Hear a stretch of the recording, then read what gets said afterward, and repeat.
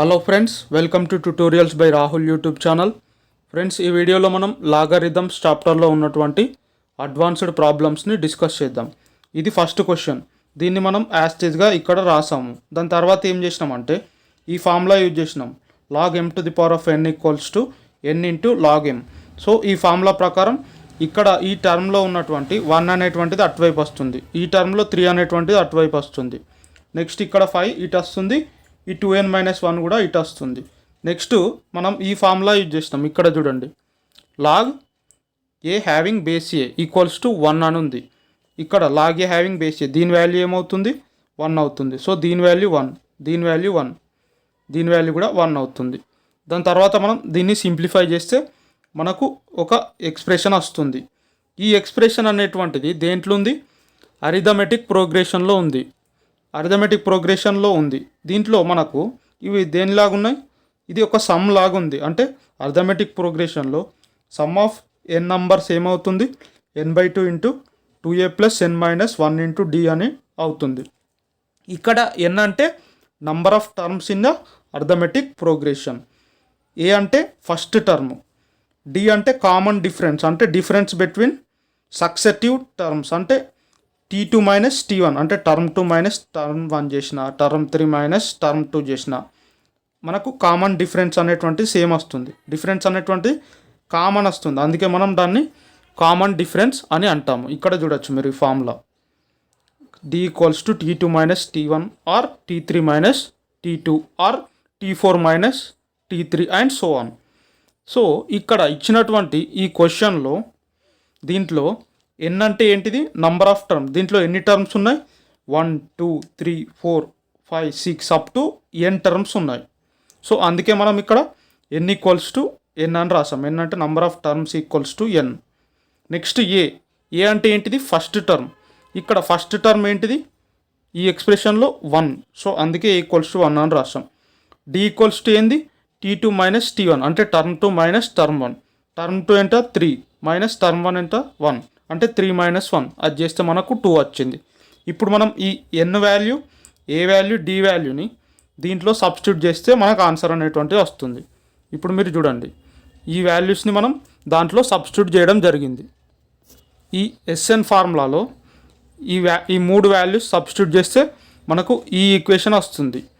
దీన్ని మనం సింప్లిఫై చేస్తే మనకు n² అనేటువంటిది వస్తుంది. ఈ n² అనేటువంటిదే గివెన్ క్వశ్చన్ యొక్క ఆన్సర్. దీన్ని మీరు మళ్ళీ ఒకసారి చూడండి క్లియర్గా.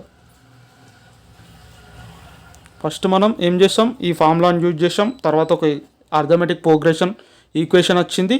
దాని తర్వాత మనం ఏం చేసాం? Some of n numbers in arithmetic progression formula use చేసి దాన్ని మనం సాల్వ్ చేయడం జరిగింది. ఇదే ఫస్ట్ క్వశ్చన్ యొక్క ఆన్సర్. ఏమొచ్చింది? n². నెక్స్ట్ ఇంకొక క్వశ్చన్ చూడండి. ఇక్కడ ఈ ఈక్వేషన్ ఇచ్చారు. దీంట్లో నుంచి ఈ 3 ట్రూ ఆ ఫాల్సా చెక్ చేయమంటుండ్రు. అంటే show that LHS equals to RHS అనేటువంటిది చెక్ చేయాలి. మనం ఫస్ట్ ఏం చేయాలి? ఇచ్చిన క్వశ్చన్ ఉంది చూడండి, దీంట్లో ఏమి ఇచ్చిండు? ఇది ఈక్వల్ టు ఇది అని ఇచ్చిండు. సో ఆ 3 ఈక్వల్ కాబట్టి ఆ 3 ఈక్వల్ టు k అని అనుకున్నాం. అంటే ఇది ఈక్వల్ టు k, ఇది ఈక్వల్ టు k, ఇది ఈక్వల్ టు k. ఫస్ట్ ఏంది మనకు? ఈ log a by b minus c equals to k అని రాస్తాం. ఈ log a by b minus c equals to k అని రాస్తాం. దీన్ని సింప్లిఫై చేసాం. తర్వాత ఈ b మైనస్ c అనేటువంటిది అటువైపు పోతుంది, అందుకే అది k into b minus c అనేటువంటిది వస్తుంది. సో మనకు ఒక ఫార్ములా తెలుసు. ఏ ఫార్ములా? ఇదిగో, log a having base 10 equals to b అయితే అప్పుడు a ఈక్వల్స్ టు ఏమవుతుంది? 10 పవర్ b అవుతుంది. ఈ ఫార్ములాను మనం ఇక్కడ యూజ్ చేసాం. దీంట్లో a ఈక్వల్స్ టు ఏమవుతుంది?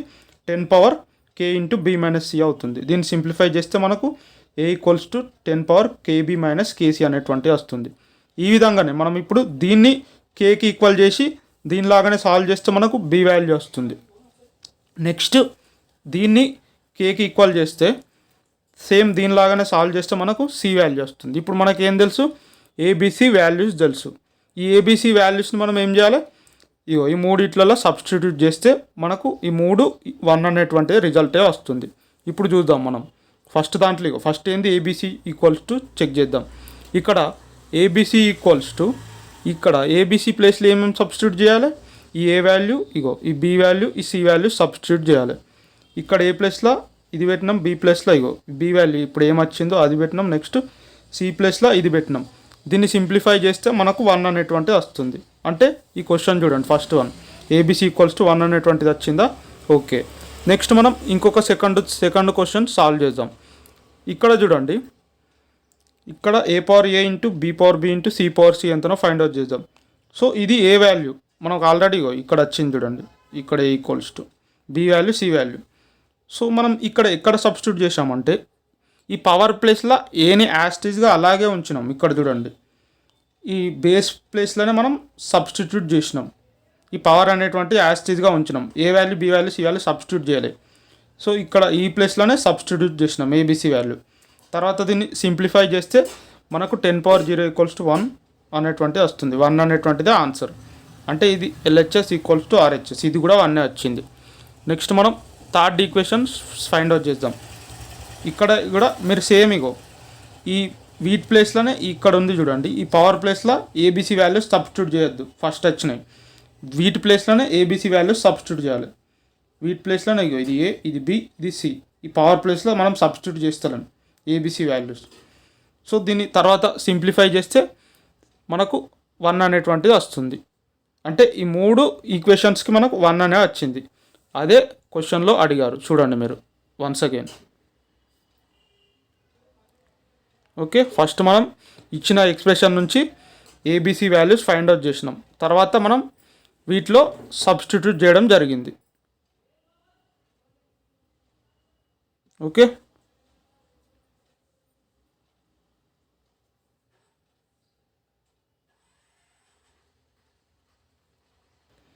నెక్స్ట్ ఇంకొక క్వశ్చన్ చూడండి.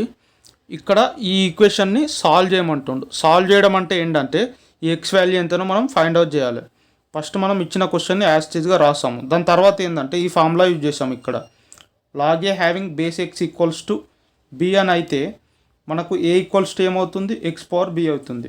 అంటే దీన్ని మొత్తాన్ని ఒక టర్మ్ అనుకోండి, దీని మొత్తాన్ని ఎక్స్ అనుకోండి. అప్పుడు ఈ ఎక్స్ ఈక్వల్స్ టు ఏమవుతుంది, ఈ లాగ్ అనేటువంటిది ఈ బేస్ అనేటువంటిది అటువైపు పోతుంది. అంటే ఈ ఎక్స్ దీన్ని మొత్తాన్ని మనం ఫస్ట్ ఎక్స్ అనుకున్నాం. సో ఈ ఎక్స్ ఈజ్ ఈక్వల్ టు ఏమని రాయొచ్చు, మనం 2 పవర్ 1 అని రాయొచ్చు. దీని బేస్ యూజ్ చేయాలి మనం ఇక్కడ 2 పవర్ 1 అనేటువంటిది. ఈ ఫార్ములా ప్రకారం మనం రాసాం. నెక్స్ట్ మనకు ఏమొస్తుంది, ఈ ఈక్వేషన్ వస్తుంది. దీంట్లో మనం ఇప్పుడు దీన్ని ఎక్స్ అనుకుందాం, ఇది మొత్తం టర్మ్ని. దీన్ని మొత్తం ఎక్స్ అనుకుంటే అప్పుడు మనం ఏమని రాయొచ్చు, ఎక్స్ ఈక్వల్స్ టు 3 పవర్ 2 అని రాయొచ్చు. సో ఇది అటువైపు వెళ్ళింది, అంటే ఇది అప్పుడు ఇది పోతుంది.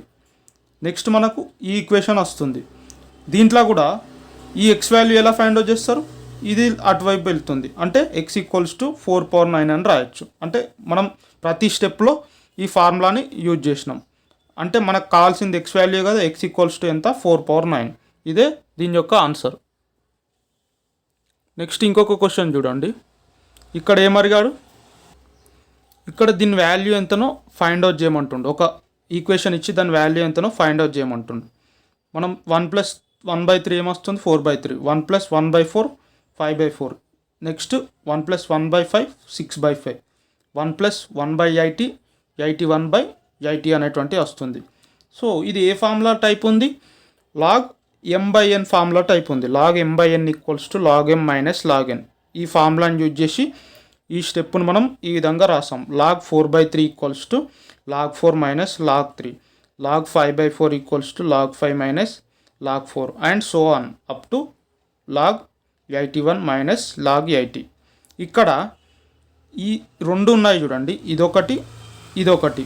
దీంట్లో మనకు ఫస్ట్ టర్ము, దీంట్లో సెకండ్ టర్ము క్యాన్సిల్ అయింది. అట్లే ఈడొక టర్మ్ ఉంటుంది, ఈడొక టర్మ్ ఉంటుంది. దీంట్లో ఫస్ట్ టర్ము, దీంట్లో సెకండ్ టర్మ్ క్యాన్సిల్ అవుతుంది. అట్లే ఈ లాస్ట్ టర్మ్ తీసుకోండి, దీనికి ఇటు సైడ్ కూడా ఒక టర్మ్ ఉంటుంది కదా, దీంట్లో ఫస్ట్ టర్ము, దీంట్లో లాస్ట్ టర్మ్ క్యాన్సిల్ అవుతుంది. అప్పుడు మనకు ఏం మిగులుతుంది, ఓన్లీ మనకు ఈ ఫస్ట్ దాంట్లో ఉన్నటువంటి ఇది, లాస్ట్ దాంట్లో ఉన్నటువంటి ఇది, ఈ రెండే మిగులుతాయి. దీన్ని మనం సింప్లిఫై చేస్తే మనకు ఆన్సర్ అనేటువంటి వస్తుంది. 81ని మనం 3 పవర్ 4 లాగా రాయొచ్చు. దాని తర్వాత మనకు ఏం చేయాలి, ఈ ఫార్ములాని యూజ్ చేయాలి. ఇదేంది, log m power n equals to n into log m అనే ఫార్ములాని యూజ్ చేస్తే ఈ 4 అనేటువంటిది అటువైపు వెళ్తుంది. సో ఇప్పుడు లాగ్ ఏ హ్యావింగ్ బేస్ ఏ ఈ ఫార్ములాని యూజ్ చేయాలి ఇప్పుడు. సో లాగ్ 3 హ్యావింగ్ బేస్ 3 దీని వాల్యూ 1 అవుతుంది. నెక్స్ట్ లాగ్ 3 హ్యావింగ్ బేస్ 3 దీని వాల్యూ కూడా 1 అవుతుంది. దీన్ని సింప్లిఫై చేస్తే మనకు 3 అనేటువంటిది వస్తుంది. ఇదే దీని యొక్క ఆన్సర్. నెక్స్ట్ ఇంకొక క్వశ్చన్ చూడండి. దీంట్లో మనకు దీన్ని కూడా ఎక్స్ వాల్యూ ఫైండ్ అవుట్ చేయమని అడుగుతున్నారు. సాల్వ్ అంటే ఎక్స్ వాల్యూ అనేటువంటిది మనం ఫైండ్ అవుట్ చేయాలి. ఫస్ట్ మనం ఇచ్చిన క్వశ్చన్ యాజ్ ఇట్ ఈస్గా రాస్తాం. మనకి ఫార్ములా తెలిసి ఏంది, log M having base N equals to log M by N.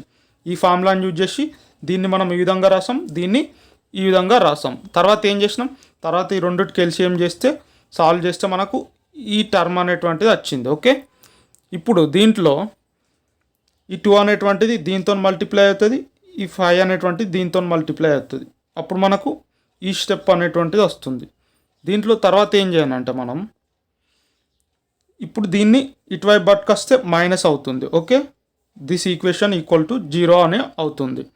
ఈ ఈక్వేషన్ అనేటువంటిది ఎప్పుడు ట్రూ అవుతుంది?